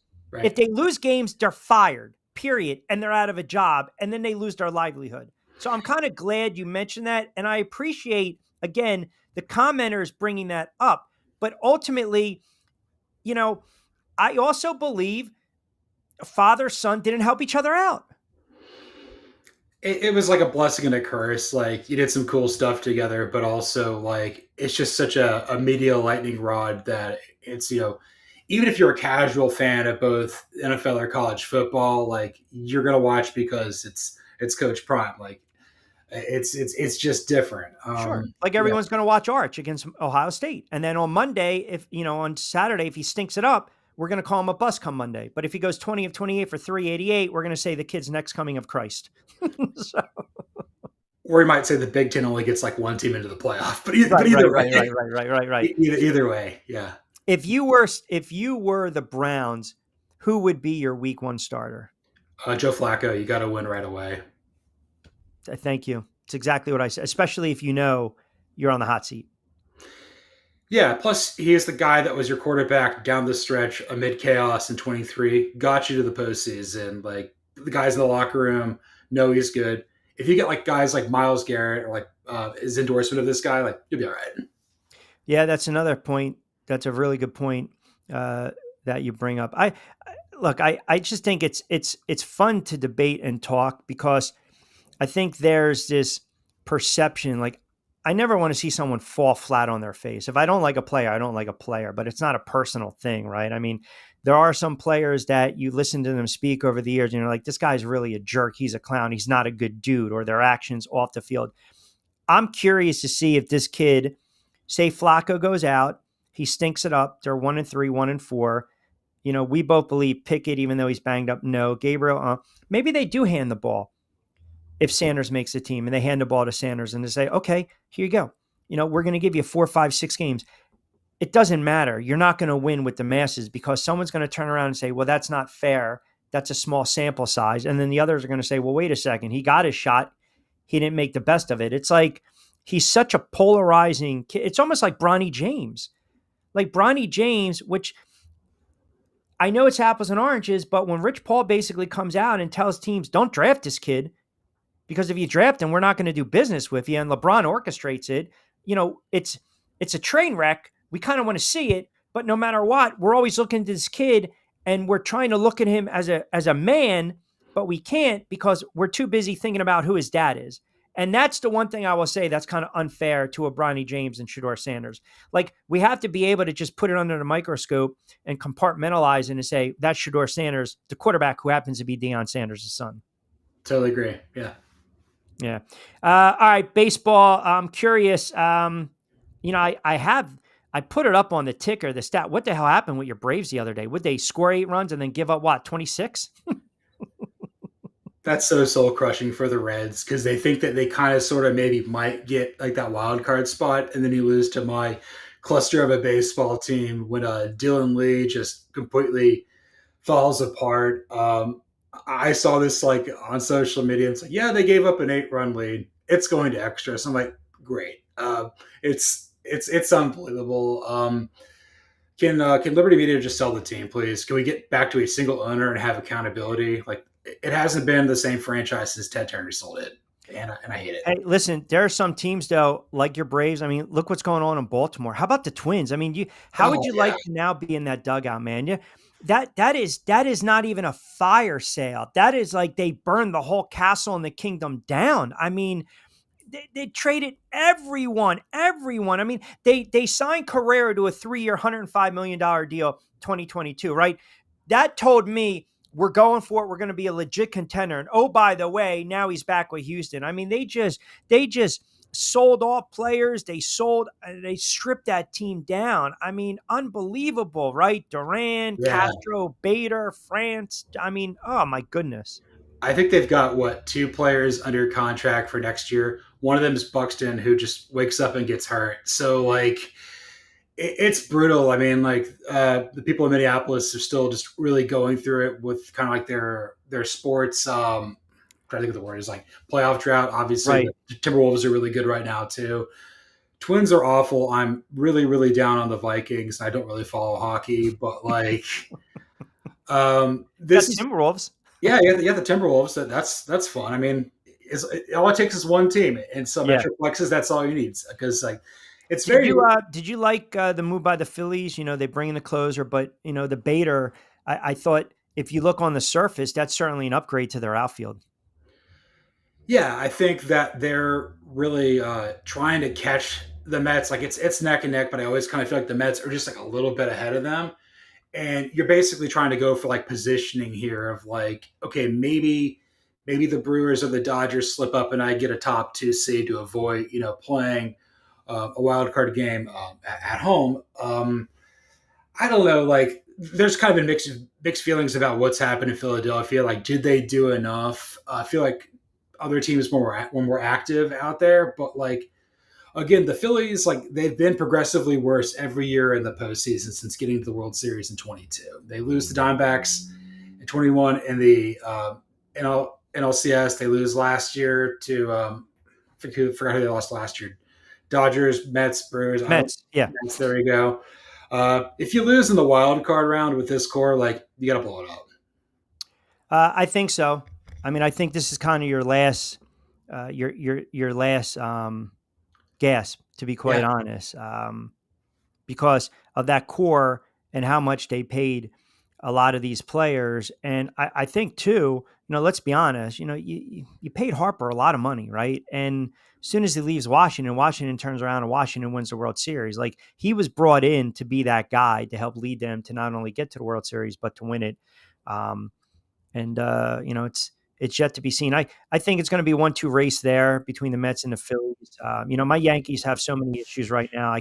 I don't think Toronto is legit. And I know the Yankees are only 3.5 back. I just don't believe in Toronto because they can't really score runs. But the Yankees, they're dealing with the injuries, obviously. And you got the whole issue with Judge. Their pitching is hit or miss. And, this is the year. If they get bounced in, say, the divisional round or the ALCS again, and Boone has some horrible calls or decisions, and he doesn't go to the pen, or he's got a shuffling of the lineup and it blows up in his face, you got to get rid of him. Like, I'm 4 or 5 years removed from thinking this guy, is going to help them win a World Series. That's just me. I think they should have gotten rid of him a couple of years ago, but the Yankees, they have a tendency to be overly loyal. They kind of did it Yeah. with Torrey as well, and Torrey was overly loyal to some of the aging players. But do you believe that this is kind of a all-in proposition for the Yankees? Like, if they can't win it this year, then you got to just make some changes. 100%. Like, you basically need to get to the World Series again, or if you were to lose to, like, I don't know, Houston in the ALCS, but like one game, maybe you can convince yourself somehow that he's going to be back. But I think every other team that's kind of in contention in the American League, like, they're kind of on the uptick, or like they're kind of shocked to be there. Like Houston, for example, maybe Toronto. Boston's kind of been a lot better than I expected. Obviously, Detroit's in the sweet spot, and then Seattle's kind of ascending. Remains to be seen how you or anybody feels about Texas, but like they won it all 2 years ago. They're kind of on easy street as well. But like the Yankees, they're just in a different box by themselves in Yep. the American League, and everybody's looking at Aaron Boone to not screw it up, and everybody needs to say, okay, Aaron Judge, you need to make it happen in October, bud. Yes, and it's all about October when Mhm. you're a Yankees fan. What do you got going on with Fansided and the pods as well? Yeah, so a lot of trade deadline stuff the last couple of days, a lot of NFL training camp sort of things. College football is kind of going to be back in the circle probably next week. Got to get through the trade deadline and everything like that. I wrote something about the teams that are going to regret missing out on Eugenio Suarez. I also wrote about like what moves Alex Anthopoulos should have done but didn't do because Liberty Media's got his hands tied behind his back. Mm. Over on the pod sort of thing, we kind of had a fun episode, the last one of summer, where we didn't talk about college football. We debated like barbecue, what's our favorite like fast food, gotta have it items. Because in next week we start like our SEC preview, Big Ten Nice. preview, and so on. And then over on Blog and Dirty, what are we doing? Training camp and everything. People are freaking out that James Pierce Jr. loves getting in fights. Jalen Walker's missing practice, but like it seems pretty positive for the most part there at Flowery Branch. So I'm excited to see what the Dirty Birds do this year. Maybe they'll catch the Bucks. Who knows?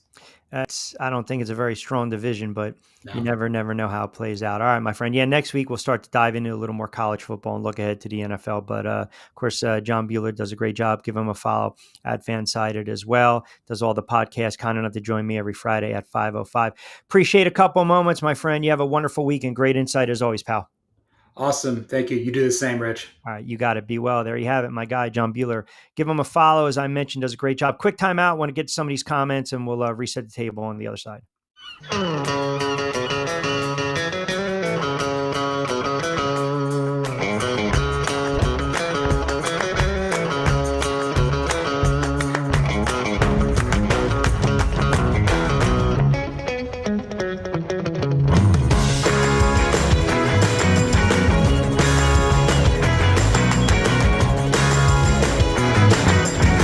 This is what the Down Beach Seafood Fest is all about. It's about community, it's about friends, it's about culture, right? The food culture in Atlantic County is rich.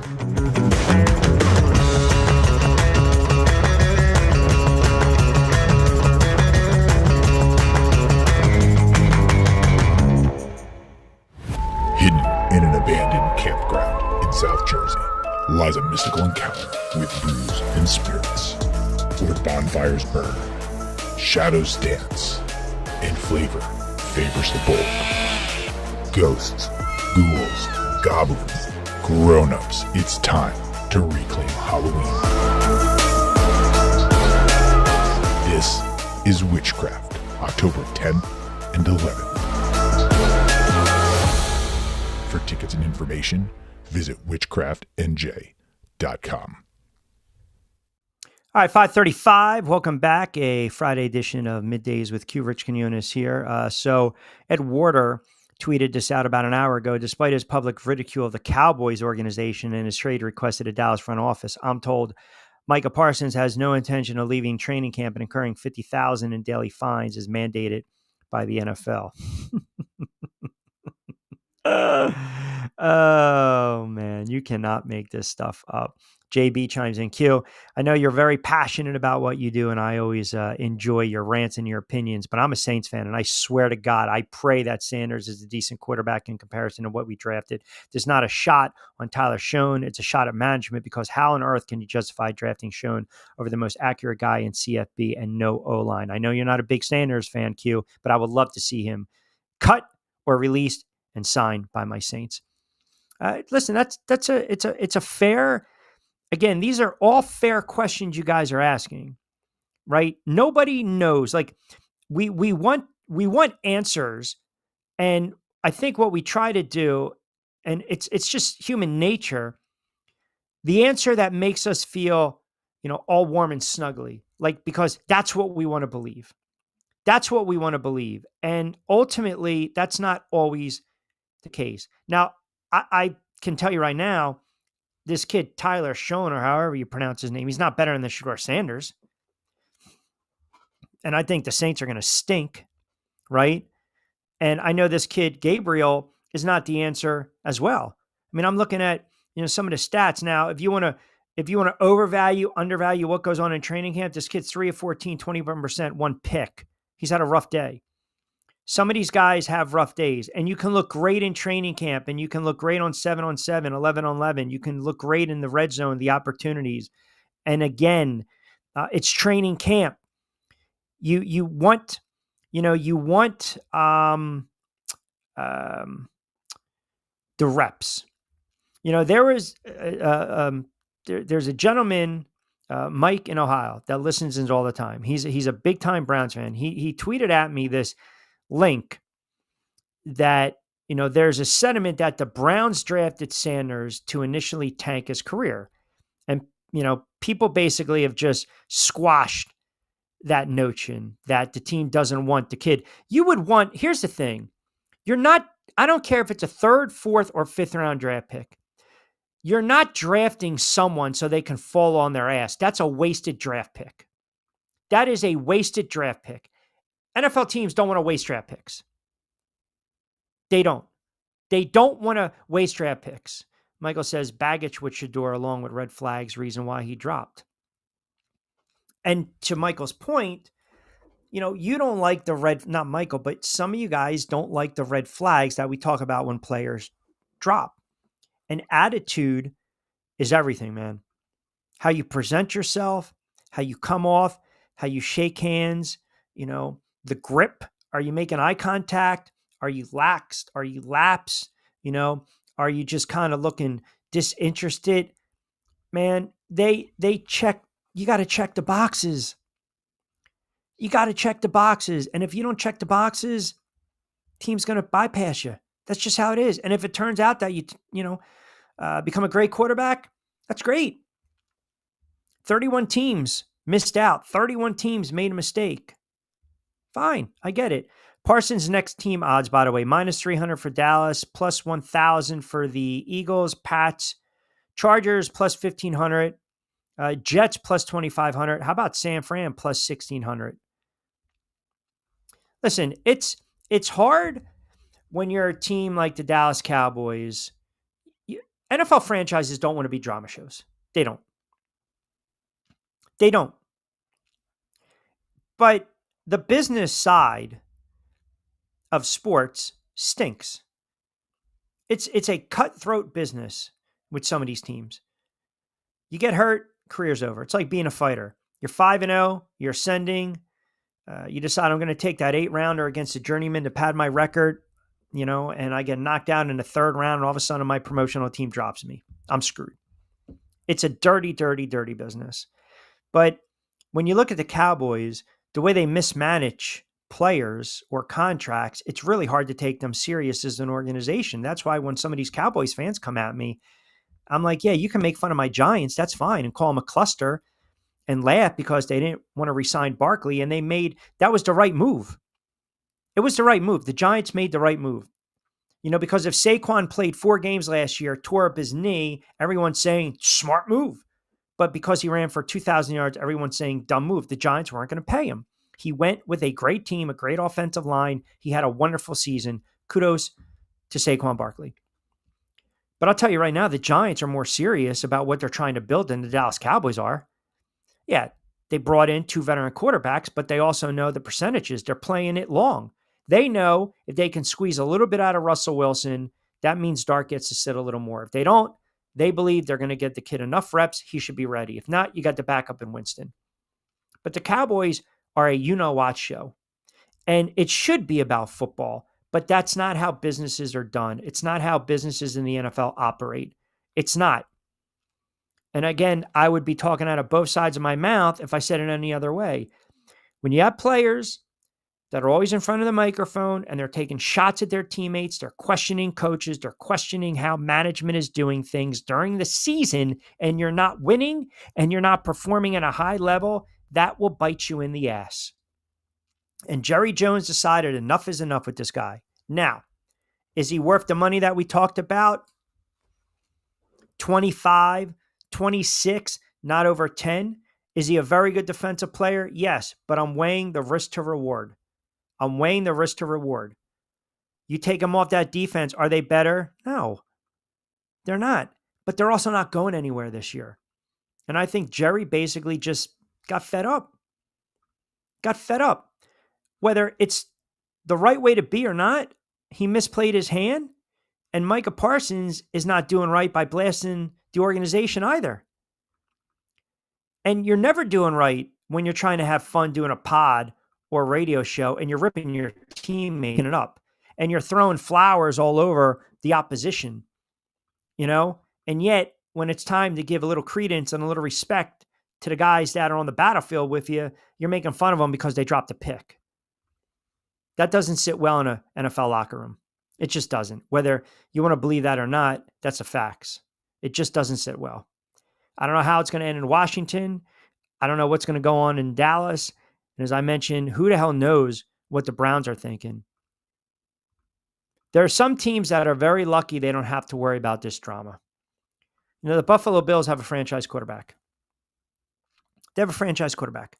Baltimore has a franchise quarterback. Eagles have a franchise quarterback. New England, they got a young quarterback that they believe is a franchise quarterback. Cincinnati has a franchise quarterback. Pittsburgh Steelers, they're going to be in the same boat Cleveland is because Aaron Rodgers is not going to last the season. Aaron Rodgers is going to hem and haw. Aaron Rodgers is going to miss some passes. Aaron Rodgers is going to pout, and they're going to be 3-6, and everyone's going to talk about, is this it for Aaron Rodgers? Is this it for Mike Tomlin? Cleveland and Pittsburgh, AFC North, see you next year, same boat. In Tennessee, they got a rookie quarterback, growing pains. Indianapolis, they don't know what they have. And Jacksonville, they believe they have a franchise quarterback in Trevor Lawrence, but if not now, when? Houston, they also believe they have a franchise quarterback, took a little bit of a step back. There's like 3 or 4 teams in the NFL that have major question marks at the quarterback position. They really do. Look, as much as you guys make fun of me regarding Sam Darnold, Minnesota isn't trusting J.J. McCarthy. He's coming off a major injury. If that doesn't work out, you're not going to, you're not winning games with Sam Howell or Brett Rippon. You're not. They're hoping this kid is upright and he's healthy and he can be that said franchise quarterback. Kansas City franchise quarterback, Denver franchise quarterback, Chargers franchise quarterback. Dallas has an aging franchise quarterback. The Giants have a quarterback issue right now. They do. Because Russell Wilson and/or Jameis Winston, they are stopgaps. That's all they are. They're bridge quarterbacks. You're not building a foundation around those two. It's one of the reasons that it's, as much as I want to see them win football games, and they haven't won a lot of football games over the last decade, the reality is, as a Giants fan, I want to see this kid sooner rather than later. And the only reason I get, to that point, the path to see Jackson Dart is if, A, Russell Wilson gets hurt, and I never wish for anyone to get hurt, or if he struggles. It was different when they had Kurt Warner. Kurt Warner was still dealing with some of the fumbles and his hand injuries, and they knew Eli was the franchise quarterback. And it was a bold move by Tom Coughlin. You don't turn around and have a future Hall of Fame quarterback, and that's what they did. Now, he wasn't at the time. I mean, had a great run with the Rams and then had that second arc of his career, if you remember, with the Arizona Cardinals. But that was pretty gutsy. The Giants were 5-4. They were actually 5-2. They just beat Minnesota. They had a really big win on the road against Minnesota. They put up 34 points. This is 2004. They put up 34 points. They looked really good. I mean, I remember that game. They went in there and Warner didn't put up a lot of numbers, but they ran for like $165 and they played great defense. And they just kind of, they had their way with Dante Culpepper. And that was a nice win for the Giants. But then they come back and they lost to the Bears and they lost to Arizona. And that's when Coughlin decided, well, I'm not going to start, right? I'm not going to start Eli against Philadelphia.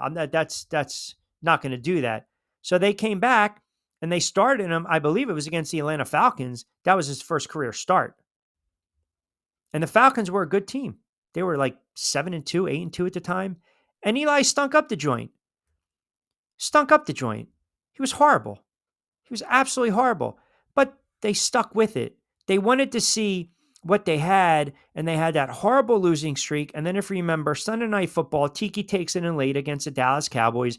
And then they said, okay, now we got a whole offseason. We can build. And they turn around in 2005. They win a division. They go 11-5. They didn't do anything in the playoffs. They got blanked at home in an ugly loss against Carolina. But they were trending. They made the playoffs again in 2006. They won a Super Bowl in 2007. Then they knew they had their franchise quarterback. Right now, you got to see if you have your franchise quarterback in Jackson Dart. And I'm not suggesting or saying he's going to be the next Eli Manning. I'm not saying that. I don't even know if he's going to be Kerry Collins. I don't know if he's going to be Kent Graham or Daniel Jones or Danny Cannell. I don't know. Or Phil Simms. I'll take that. We don't know. But if you're a Giant fan, you know that that position is in limbo. And you're not going to win long-term with Russell Wilson. You're not. So if this team struggles a little bit and they lose to Washington, they lose to Dallas, they lose to Kansas City, they lose to the Chargers, you don't want to start a rookie on the road, but the Saints aren't going to be very good. You got to get them out there. And that's the difference with some of these teams. They have their quarterback position set. And if you have your quarterback position set, I mean, that's half the battle, man. That's half the battle. Some of these teams, Cleveland has no idea. The Jets are hoping they can squeeze blood out of that stone in Justin Fields. The Jets, if you gave the New York Jets truth serum right now, and if you said, okay, you've got Justin Fields, he's healthy. All right. Okay, fine. We know he's dealing with the toe stuff, but let's just say he's healthy. He goes out there, he plays 17 games. Okay. He goes and he throws for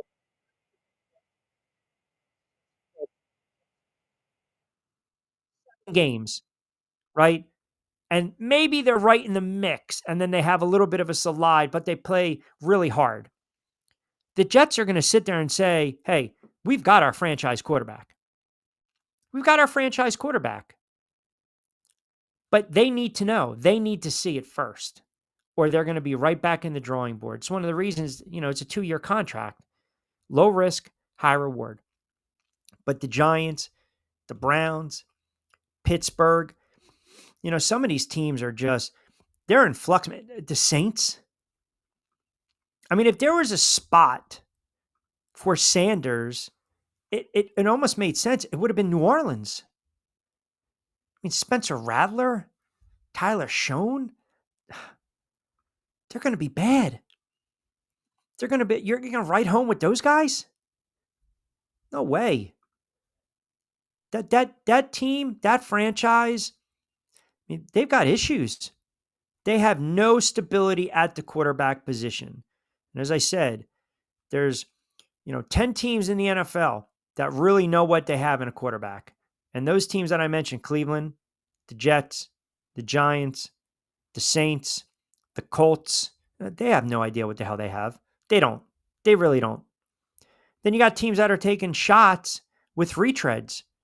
Geno Smiths of the world, the Sam Darnolds. They're banking on those quarterbacks to duplicate, what they've done over the last year plus.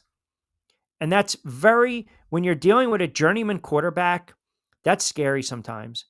Like, you guys know, I like Sam Darnold. I was happy for Sam Darnold. I thought he played exceptionally well. Nobody saw his numbers last year. He just was fantastic. But is it realistic to think Sam Darnold's going to go out and throw for 35 touchdowns, 10 picks, and 4,500 yards with Seattle? I don't know. Paid him a lot of money. Geno Smith, right? Geno Smith, I give Geno Smith a substantial amount of credit because Geno Smith's career was at a crossroads, man. It really was. I mean, if you kind of look at the arc of his career, Geno Smith's drafted by the Jets. Geno Smith was a second-round draft pick. Geno Smith showed you a little bit, then all of a sudden got in the fight with the teammates in the locker room, had a cup of coffee with the Giants. The best thing he's known for with the Giants is that when they benched Eli, Geno Smith got that one start against the Raiders. Then he was with the Chargers, but then he hung in there with Seattle. And I attribute that to the coaching staff. He hung in, and then he blossomed into a serviceable quarterback. He blossomed, but make no mistake about it. The Raiders are looking at Geno Smith saying, hey, we want last year's Geno, 2020 Geno. We don't want 2016 Geno. Which guy are you going to be? So I still think those two spots, the quarterback position is not as solidified as we think, but it'll be an interesting watch. All right, quick timeout. We'll take you up to 6, and then we'll close things out. Hidden in an abandoned campground in South Jersey lies a mystical encounter with brews and spirits, where bonfires burn, shadows dance, and flavor favors the bold. Ghosts, ghouls, goblins, grown-ups, it's time to reclaim Halloween. This is Witchcraft, October 10th and 11th. For tickets and information, visit witchcraftnj.com.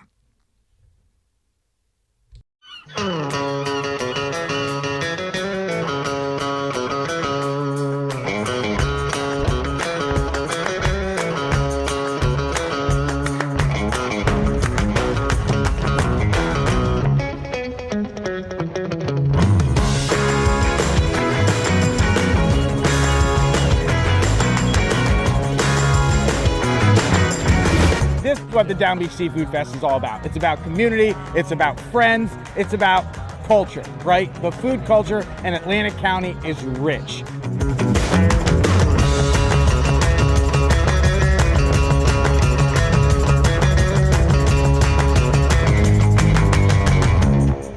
Hi, I'm Bruce Pascoe. I'm very fortunate. Years ago, I found something that I genuinely like to do, and it's something that helps other people. What I do is help people transition from traditional health insurance into Medicare. I've been doing it here in Atlantic County for more than 20 years. If you're getting ready for Medicare, call me for a free consultation. 609-484-9800. All right, welcome back, everyone. 5:52. We'll take you up to 6 on a Friday edition. I don't know. A lot of stuff made me say, what the frig, this Friday in this week with everything going on. I mean, sports world is just, it's absolutely goofy. I mean, the one story I was kind of like, are you kidding me? The nonsense with the Phillies fans in the stands, and we'll kind of leave that alone. But a couple things. I started to watch Reacher on Netflix. I'm season 1. It's not bad. I'm going to have to give it a little more time, but it's not bad. And I finished, what was the other show? It'll come to me on Monday. Oh, this is what I did want to mention. So ESPN taking the last great show on NFL Network. I mean, talk about the monster that is the mothership. You're getting Red Zone right now, getting all that programming, man. So they obtain Red Zone and other media assets from the NFL, which tells me now I don't need to see Solitary A and McAfee on Red Zone. I mean, can we have just left it alone and let Hansen do his thing? Seriously. Can we just left it alone? But that's not what the mothership does. The mothership comes down and they suck the life out of every other outlet. I mean, this deal is going to be worth billions, billions. And if you recall, I said this years ago, this is where the mothership is going to start doing direct to customer service. That's it. So now with that, consumers are looking to pay about $30 a month. So now buyers can cut cable subscriptions even further as people have more choices in how they consume the product. We say consume the product and the most popular and most appealing shows. So right now, this is a 11-year, $111 billion media rights deal with Amazon, CBS, ESPN, Fox, and NBC. That's the NFL. That's crazy. Did you see Musburger last night? The great Brent Musburger throwing it to commercial break.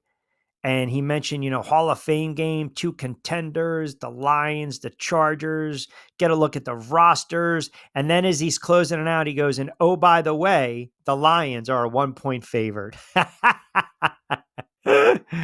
Oh, my goodness.